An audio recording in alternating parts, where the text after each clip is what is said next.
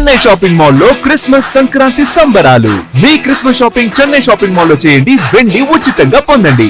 ఇంకా మరెన్నో అద్భుతమైన ఉచిత బహుమతుల్ని పొందండి. కుటుంబం అందరికి కావలసిన అత్యాధునిక ఫ్యాషన్ వస్త్రాల షాపింగ్ తో పాటు మైమర్పించే విలువైన స్పాట్ గిఫ్ట్స్ తో మీ పండుగ షాపింగ్ మరింత ఆనందంగా జరుపుకోండి. The Chennai shopping mall, MG road, Vijayawada. Chennai shopping mall లో క్రిస్మస్ సంక్రాంతి సంబరాలు. మీ Christmas shopping Chennai shopping mall లో చేయండి, వెండి ఉచితంగా పొందండి. ఇంకా మరెన్నో అద్భుతమైన ఉచిత బహుమతుల్ని పొందండి. కుటుంబం అందరికి కావలసిన అత్యాధునిక ఫ్యాషన్ వస్త్రాల షాపింగ్ తో పాటు మైమర్పించే విలువైన స్పాట్ గిఫ్ట్స్ తో మీ పండుగ షాపింగ్ మరింత ఆనందంగా జరుపుకోండి. The Chennai shopping mall, MG road, Vijayawada. MG road, Vijayawada. MG road, Vijayawada. MG road, Vijayawada.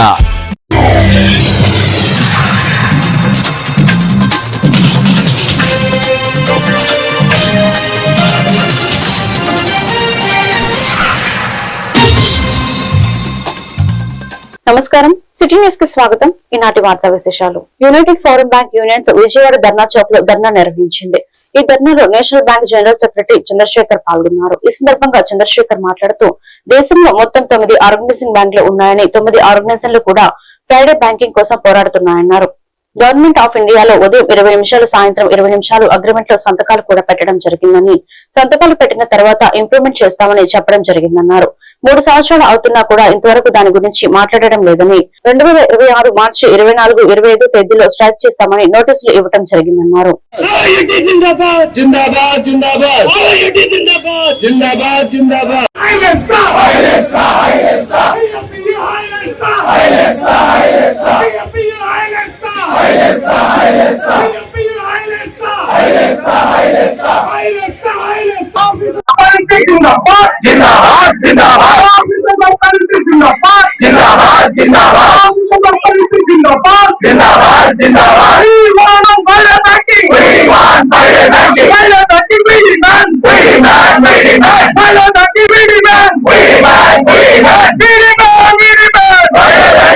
పేరు చంద్రశేఖర్. నేను NCB national confederation of bank employees general secretary మరియు united forum of bank unions AP state convenor. United forum of bank unions కింద ఈ దేశంలో 9 యూనియన్లు ఉన్నాయి. 4 officer organisations, 5 award staff organisation, workmen unions. ఈ 9 ఆర్గనైజేషన్లు Friday banking కోసం 10వ బైపార్టేట్ నుంచి పోరాడుతున్నాయి. 10వ బైపార్టేట్ లో second Saturday, fourth Saturday holiday ఇవ్వడం జరిగింది. అలానే 11th బైపార్టేట్ లో డిమాండ్ చేసినప్పుడు దాన్ని 12th బైపార్టేట్ లో డిస్కస్ చేస్తా ఉన్నారు. 12th బైపార్టేట్ లో అగ్రి అయ్యి రోజుకి 20 నిమిషాలు పొద్దున, 20 నిమిషాలు ఈవినింగ్ పనిచేయడానికి ఒప్పుకొని అగ్రిమెంట్ లో సంతకం కూడా పెట్టడం జరిగింది. గవర్నమెంట్ ఆఫ్ ఇండియా సంతకం పెట్టి ఈ ఫ్రైడే బ్యాంకింగ్ ఇంప్లిమెంట్ చేస్తాం బ్యాంకింగ్ ఇండస్ట్రీలో అని చెప్పడం జరిగింది. కానీ తర్వాత దాన్ని ఇంప్లిమెంట్ చేయడం మానేసి 3 సంవత్సరాలు గడిచిపోయింది, దాని గురించి మాట్లాడలేదు. సో దానివల్ల మేము మార్చి 2025 స్ట్రైక్ లో పోతాం, 24, 25 తేదీలో స్ట్రైక్ లో పోతామని చెప్పి స్ట్రైక్ నోటీస్ ఇవ్వడం జరిగింది. చీఫ్ లేబర్ కమిషనర్ దగ్గర జరిగిన చర్చల్లో ఆ రోజు డిపార్ట్మెంట్ ఆఫ్ ఫైనాన్స్ సెక్రటరీ వారు ఈ నిర్ణయం తీసుకోవాల్సిన అధికారాన్ని ప్రైమ్ మినిస్టర్ పంపిస్తూ ఫైనాన్స్ మినిస్టర్ ఆఫీస్ నుంచి ప్రైమ్ మినిస్టర్ ఆఫీస్కి వెళ్ళింది. ఏ క్షణమైన నిర్ణయం రావచ్చు అని చెప్పి అన్నప్పుడు మేము స్ట్రైక్ ని పోస్ట్పోన్ తీసుకున్నాం. 6 నెలలు గడిచింది, ఇంతవరకు ఏ డిసిషన్ ప్రైమ్ మినిస్టర్ ఆఫీస్ నుంచి రాలేదు. సో దీనివల్ల దేశవ్యాప్తంగా ఉన్న 8 లక్షల మంది బ్యాంక్ ఉద్యోగస్తులు, అధికారులు మరలా తిరిగి ఉద్యమం పడబట్టారు. నిన్ననే ట్విట్టర్ ఉద్యమం చేయడం జరిగింది. 3,60,000 మంది ఉద్యోగస్తులు, అధికారులు ట్విట్టర్ లో నిన్న తమ నిరసనని ప్రైమ్ మినిస్టర్ కి, ఫైనాన్స్ మినిస్టర్ కి తెలియజేశారు. ఈ రోజు ప్రతి స్టేట్ క్యాపిటల్ లో కూడా ధర్నాలు చేస్తున్నారు దేశవ్యాప్తంగా. జనవరి 27వ తేదీన 24, 25 fourth Saturday Sunday holiday, 26 republic day holiday. జనవరి 27వ తేదీ బ్యాంకుల్లో దేశం అంతా కూడా ఈ ఫ్రైడే బ్యాంకింగ్ సాధించడం కోసం దేశంలోని పబ్లిక్ సెక్టర్ బ్యాంకులన్నీ కూడా స్ట్రైక్ లో పార్టిసిపేట్ చేస్తున్నాయి. ఈ స్ట్రైక్ కి ఈ మద్దతు ఇవ్వాల్సిందిగా పాత్రికేయ రంగాన్ని, ప్రజల్ని కూడా కోఆపరేట్ చేయవలసిందిగా కోరుతున్నాం. ఎందుకంటే 150 దేశాల్లో ఈ రోజు ఆల్రెడీ ఫ్రైడే బ్యాంకింగ్ అనేది ఉంది, వర్క్ లైఫ్ బ్యాలెన్స్ అనేది ఉంది. ఈ రోజు బ్యాంకుల్లో ఉన్న వర్క్ ప్రెజర్ మనుషుల్ని తగ్గించడం వల్ల, ఉద్యోగస్తులు తగ్గించడం వల్ల, వర్క్ ప్రెజర్ పెరిగిపోవడం వల్ల ఆరోగ్యాలు కూడా దెబ్బతిని ఇబ్బందులు పడుతున్నారు. సో అందువల్ల మేము ఫ్రైడే బ్యాంకింగ్ డిమాండ్ చేస్తున్నాం. 150 దేశాల్లో ఉంది, మన దేశంలో ఆర్బీఐలో ఉంది, ఇన్సూరెన్స్ సెక్టార్ లో ఉంది, సెంట్రల్ గవర్నమెంట్ లో కూడా ఉంది. చాలా వాటిలో మన దేశంలో ఫ్రైడే బ్యాంకింగ్ అది బ్యాంకింగ్ సెక్టార్ కూడా దాన్ని ఇంప్లిమెంట్ చేయాలని డిమాండ్ చేస్తూ జనవరి ఎన్టీఆర్ జిల్లా పెనుగంచిప్రోలులో కొలువైన శ్రీ గోపాల సమేత తిరుపతమ్మ అమ్మవారు పరివార దేవతలు రంగుల మహోత్సవం కొరకు అన్ని ఏర్పాట్లు పూర్తయ్యాయి. ప్రజల కోలాహలాలు, భక్తి శ్రద్ధల మధ్య రేపు ఉదయం పెనుగంచిప్రోలు నుండి బయలుదేరి మక్కపేట, చిలకల్లు మీదుగా సాగి జనవరి 6న మధ్యాహ్నం జగ్గైపేటలోని రంగుల మండపానికి చేరుకోనుంది. రేపు ఉదయం ప్రారంభం కానున్న ఈ వేడుకను భక్తులు కన్నుల పండుగ తిలకించనున్నారు. ఈ సందర్భంగా పోలీస్ అధికారులు, రెవెన్యూ సిబ్బంది, పంచాయతీ, ఫైర్ సిబ్బంది, ఆరోగ్య అధికారులు, ఆలయ కమిటీ సభ్యులు తదితరులు సమన్వయంతో ఎలాంటి అవాంఛనీయ సంఘటనలు జరగకుండా పలు జాగ్రత్తలు తీసుకున్నట్లు ఆలయ ఉప కమిషనర్ కార్యనిర్వహణాధికారి మహేశ్వర్ రెడ్డి తెలిపారు.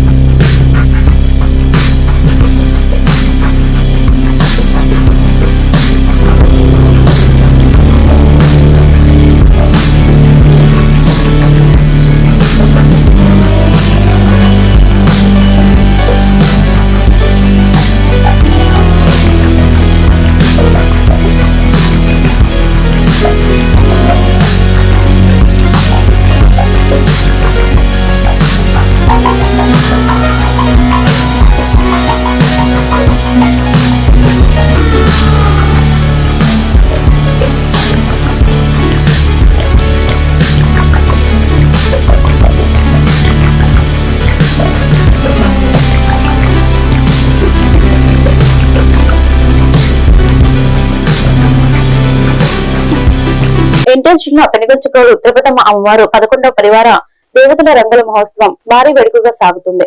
తిరుపతమ్మ అమ్మవారి దేవస్థానం మాజీ చైర్మన్ నూతలపాటి చెన్నకేశ్వరరావు తన సొంత నిధులు సుమారు 8 లక్షల వ్యయంతో పలు రకాల సాంస్కృతిక కార్యక్రమాలు ఏర్పాటు చేశారు. కోలాటాలు, తీన్మార్ బ్యాండ్, డప్పు కళాకారులు, కేరళ నృత్యాలు, గిరిజన సాంప్రదాయ నృత్యాలు, కొమ్ము, సన్నాయి బ్యాండ్లకు చెందిన సుమారు 800 మంది కళాకారులు, 6 డీజేల సవ్వడితో వేలాది మంది భక్తులతో కిలోమీటర్ మేర ఊరేగింపు కొనసాగుతుంది. Vijayawada rural DCP Lakshminarayana, Nandigama ACP Tilak పర్యవేక్షణలో 200 మంది భారీ పోలీస్ బందోబస్తు, అగ్నిమాపక వాహనం, 108 అత్యవసర చికిత్స అందించే మొబైల్ వైద్య శిబిరం ఏర్పాటు చేశారు. నేటి మధ్యాహ్నం దాటిన తర్వాత పెనుగంచుప్రోలులోని విడుదల మండపానికి చేరుకున్న దేవతా విగ్రహాలు రేపు మధ్యాహ్నానికి జగ్గైపేట రంగుల మండపానికి చేరుకున్నారు.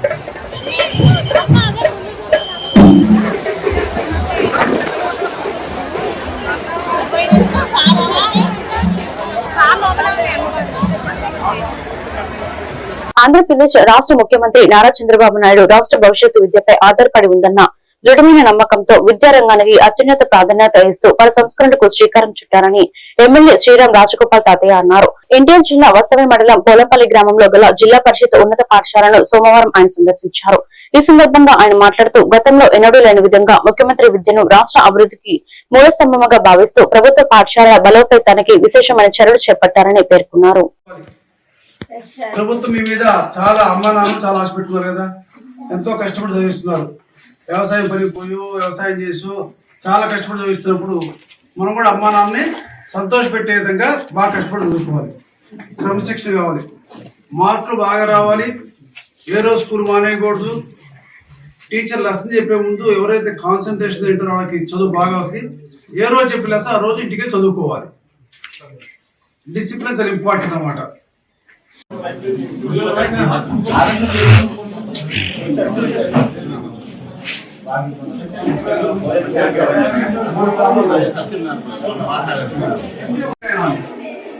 ఓకేనా? ఎవరైతే శ్రద్ధగా వింటారో, ఎవరైతే 5 రోజు ఇంటికి చదువుకుంటారో వాళ్ళకి చదువు బాగా వస్తుంది. డిసిప్లిన్ చాలా అవసరం. గవర్నమెంట్ స్కూల్ బుక్స్ ఇస్తుంది, డ్రెస్ ఇస్తుంది, ఫుడ్ పెడుతుంది, డైట్ ఇస్తుంది కదా, బతుకుకోరు కదా, తల్లికి డబ్బులు ఇస్తున్నాం. బాగా చదువుకుని అమ్మ నాన్న బాగా చూసుకోవాలి. ఓకేనా? మచిలీపట్నంలోని మద్యం మధ్యలో వీరంగం సృష్టించిన తాగుబోతులను నడిరెడ్డిపై నడిపించుకుంటూ పోలీస్ స్టేషన్ కు తీసుకువెళ్లిన సంఘటన సంచలనంగా మారింది. మచిలీపట్నంలో ఎక్కడ చూసినా ఈ ఘటనపై చర్చించుకుంటూ పోలీస్ చర్యలను అభినందించడం వినిపిస్తుంది. రాత్రి సమయంలో మచిలీపట్నం గణేష్ భవనంపై మందుబాబులు వీరంగం సృష్టించారు. అంతేకాకుండా మధ్యమత్తులో ఉన్నవారు రోడ్లపై నడిచి వెళ్లే వారిపై దాడికి పాల్పడమే కాకుండా అదేమంటే ప్రశ్నించే వారిపై దాడికి దిగిన సంఘటన చోటు చేసుకుంది. ఈ విషయం తెలుసుకున్న జిల్లా ఎస్పీ విద్యాసాగర్ నాయుడు ఆదేశాల మేరకు ఈ ఘటనకు సంబంధించిన వారిని పోలీసులు అదుపులోకి తీసుకున్నారు. ఆర్పేట సీఐ యేసుబాబు ఆధ్వర్యంలో వీరంగం సృష్టించిన మందుబాబులను అదుపులో తీసుకున్న పోలీసులు నిందితులను నడిరోడ్డుపై నడిపించుకుంటూ పోలీస్ స్టేషన్ కు తరలించారు.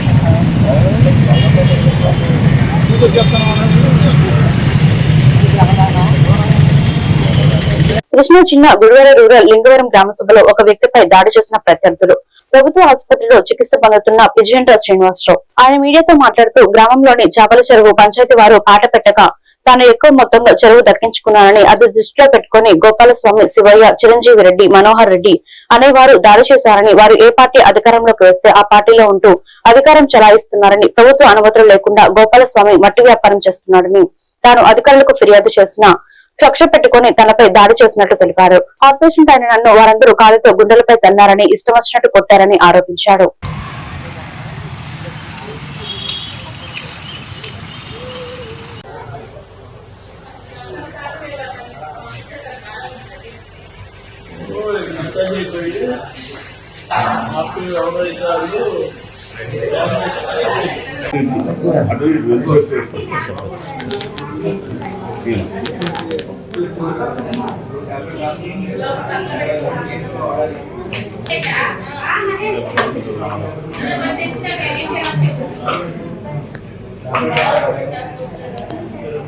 శ్రీనివాసరావు అండి, అది లింగవరం గుడివాడ మండలం అండి.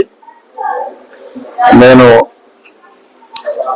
లింగవరంలో పంచాయతీ చెరువులు పాటలు పెట్టి ఒకదానికి అందరు వాళ్ళు కావాలని తీసుకోవాలని తక్కువ తీసుకోవాలని చూస్తే నేను వెళ్ళి పోటీ పడి ఒక చెరువుని ఎక్కువ పాడారండి. తర్వాత రెండో చెరువుని నేను పాడుకున్నానండి. చెరువుని ఎండిఓ గారు అడిగితే కంపలు కొట్టించుకోమన్నారండి. నేను శుభ్రం చేసుకోమన్నారు. శుభ్రం చేస్తాం మొదటిగా అమ్మేశానని చెప్పి వాళ్ళు ఎండిఓ గారికి అమ్మేశారు. అంటే వాళ్ళకి చెప్తే ఆపేశానండి. ఆపేసి ఆ తర్వాత అది అయిపోయినాక నాది ఆకాగుడ్లో కోసేశారండి. పోసాను, 3 పిల్లలు పోసాను. వలలు తడికి కూడా లేపేశారండి. ఆ రోజు నేను కోపంతో నా తడికి లేపారు ఎవరైనా తిట్టానండి. నేను అది మందంతా మీద పడిపోయాను. అందులో ఆశించాను. అది ఇక్కడ తనకం ఇది చేయగలుగుతుందండి. ఇది చేయడానికి లేపుతులా ఆ మట్టి మాఫియా చేయవట్లేదని నేను ఫోన్ చేస్తాను. ఖర్చు పెట్టుకుని ఈ విధంగా నా చెరువు పాడానని చెప్పి నా ఊసు పెట్టుకుని నన్ను విపరీతంగా కొట్టేశారు. అందరూ కింద పడేసేసి ఒక్కనే అయిపోయాను. ఆ జనం లేకపోతే మాత్రం నేను చచ్చిపోయి ఉండేవా అయ్యా. ఆ మట్టి మాఫియా ఆత్మన్నందుకు నేను చెరువు 1,40,000 తీసుకుంటే దాన్ని వంక పెట్టుకుని నన్ను ఈ రకంగా కొట్టించాడండి. ఆ చిరంజీవి రెడ్డి అతను ప్లాన్ ప్రకారం ఆ గోపాలస్వామి గారు వీళ్ళందరూ కలిసి సంఖ్యలను చూశారంటే అదృష్టం బాగుంది. ఈ హార్ట్ పేషెంట్ అండి, ఇదిగోండి నాకు హార్ట్ బాగా జరిగింది, గూడు కూడా లించలేదండి. మట్టిపై దయచేసి అధిష్టానం అయ్యా 83 నుంచి నేను తెలుగుదేశంలో ఉన్నా, చాలా ఉన్నా. నేను హార్ట్ పేషెంట్ అండి, ఇదిగో అవసరం అయింది. హార్ట్ పేషెంట్ అండి, కూర్చున్నామండి ఎగిరి తన్నేసి అందరూ ఓకముడి దాని మీద పడి నన్ను చంపడానికి ప్రయత్నించారండి. ఆ గ్రామంలో కొంతమంది అడ్డుపెట్టకపోతే నన్ను చంపేసేవాళ్ళండి. నేను 1983 నుంచి కూడా రాజకీయాల్లో మీద తెలుగుదేశం పార్టీ ఉన్న వైసీపీలో చేరిన గ్రూప్ ద్వారా నన్ను ఆ గ్రూప్ అంతా పడిపోయి మీద నన్ను ఈ చంపేసే ప్రాంతం వీళ్ళు రక్షించకపోతే చంపే ఈ ఆర్ట్ ఇదంతా నిజండి నాకు. దీని అంతకే కారణం ఆ గ్రామంలో నాకు అంత చిరంజీవి రెడ్డి, తర్వాత గోపాలస్వామి, మందపాటి శివయ్య వీళ్ళు ఇటువంటి గ్రూపులు తయారు చేసి వచ్చిన గ్రూప్ గానే మమ్మల్ని పక్కన దోసి, తెలుగుదేశం వాళ్ళందరూ పక్కన దోసి, జనసేన వ్యాప్తంగా పక్కన దోసేసి వాళ్ళు విపరీతంగా ఆ గ్రామంలో మట్టి తోలుతారండి. మట్టి ఆ గోపాలస్వామి వాడు మైనింగ్ బిల్లు లేకుండా మట్టి తోలుతాడండి. అవి కూడా ఫోటోలు నేను డిఎల్పీ వారికి ఇచ్చానని ఖర్చు పెట్టుకుని నా మీద ఏంటి ఇక మట్టి తోలుతున్నాడు. గత 20 ఏళ్ళ నుంచి ఆ గోపాలస్వామి వాడు మట్టి తోలుతున్నాడు. ఎవరు ఏ పార్టీలు విద్యుత్ ట్రూడౌన్ చేస్తూ ప్రజలకు ఇచ్చిన మరో హామీని సీఎం చంద్రబాబు అమలు చేశారని, విజన్ ఉన్న నాయకుడు పాలకుడైతే ప్రజలకు ఎంత మంచి జరుగుద్దో ప్రత్యక్షంగా చూపించారని గుడివాడ ఎమ్మెల్యే వెనుగల రాము తెలిపారు. మిగులు విద్యుత్ ఉన్న రాష్ట్రాన్ని పాలన చేతకాని జగన్ సర్వనాశనం చేశారని, గత ప్రభుత్వం ఆక్వా రంగాన్ని సర్వనాశనం చేసిందని, వారిపై యూనిట్ 3.50 పెంచుతూ ఆక్వా రైతులను కష్టపెట్టారని, సోలార్ పవర్ ఎనర్జీని సద్వినియోగం చేసుకోవడంలో కుటుంబ ప్రభుత్వం సక్సెస్ అయిందని, ఎస్సీ, ఎస్టీ, బీసీ వర్గాలకు సోలార్ విద్యుత్ లో రాయితీలు ఇస్తున్నారన్నారు. AP state warehousing corporation chairman Davi Venkateswararao, Janasena incharge Boragada Srikanth తదితరులు ఈ సమావేశంలో పాల్గొన్నారు.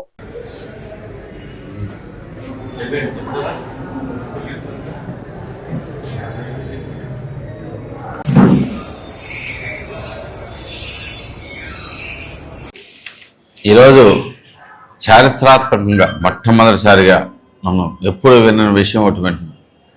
విద్యుత్ ఛార్జీలు తగ్గింపు. విద్యుత్ ఛార్జీలు తగ్గింపు అనేది అసలు ఎలా పాసిబుల్ అనేది ఎవరో ఊహించలేని సంగతి. ఎప్పుడైనా కానీ, ఎక్కడైనా కానీ, ఏ గవర్నమెంట్లో అయినా కానీ ప్రపంచంలో ఎక్కడా కూడా జరగని విషయం.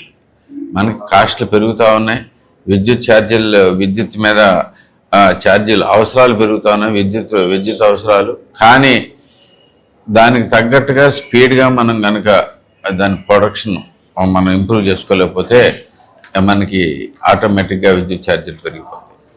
చంద్రబాబు నాయుడు గారు ఎప్పుడు వచ్చినా కానీ ఆయన గవర్నమెంట్లో రాష్ట్రానికి ఏం అవసరం, రాష్ట్రం ఎలా చేస్తుంది, అంటే ఏమేమి అవసరాలని మన ఆర్థికంగా ఎలా అభివృద్ధి చెందుతాం అనేది దాని మీద పూర్తి విజన్ ఉన్న నాయకులు చంద్రబాబు నాయుడు గారు. ఆయన హాయంలో 2019లో ఆయన దిగేసరికి మిగులు విద్యుత్తులో ఉంది రాష్ట్రం. మిగులు విద్యుత్తు ఉన్న రాష్ట్రాన్ని పిచ్చి నిర్ణయాలు చేసి అగ్రిమెంట్లు క్యాన్సిల్. ఆక్వా రంగం దారుణమైన పరిస్థితిలో ఉంది. ఎక్స్పెషలీ మన గుడివాడలో ఆక్వా రంగానికి నందివాడ మండలం మొత్తం ప్రసిద్ధి. బేసికలీ ప్రపంచంలో దేశంలోనే నెంబర్ 1 మండలంగా ఉంది. అలాంటి మండలంలో మనకి 3 రూపాయల 50 పైసలు ఉండే కరెంట్ ఛార్జీలని ₹1.5కి తగ్గిస్తామని చెప్పడమే కాకుండా చేసి చూపించిన ఘనత మన ప్రభుత్వానికి తగ్గుతుందని చెప్పేసి మరి ఒకసారి క్లియర్గా చెప్తా ఉన్నాను. ఇలా డైలీ అంటే మనకి చాలా రిక్వైర్మెంట్స్ ఉన్నాయి. బేసికలీ ఏంటంటే పెద్ద మెగావాట్లో మనకి గిగావాట్లో డేటా సెంటర్స్ వస్తున్నాయి. ఇవన్నీ కూడా ఇంత అవసరాలు పెరిగినా కానీ ప్రభుత్వం ధైర్యంగా ఉంది. ఒక్క పైసా కూడా ప్రజల్లోకి పెంచమని చెప్పేసి ధైర్యంగా ఉందంటే దానికి తీసుకున్న మన చర్యలను చూసుకోవాలి. సోలార్ పవర్ కానీ, విండ్ పవర్ కానీ, రెన్యూవబుల్ ఎనర్జీ అనేది ప్రపంచంలో అత్యంత ఇంపార్టెంట్ పార్ట్. బేసిక్గా ప్రపంచ దేశాలన్నీ ఫాలో అవుతున్నాయి రెన్యూవబుల్ ఎనర్జీ గురించి. ఎనర్జీ ప్రొడక్షన్ చేయటానికే కాకుండా రెన్యూవబుల్ ఎనర్జీకి అంత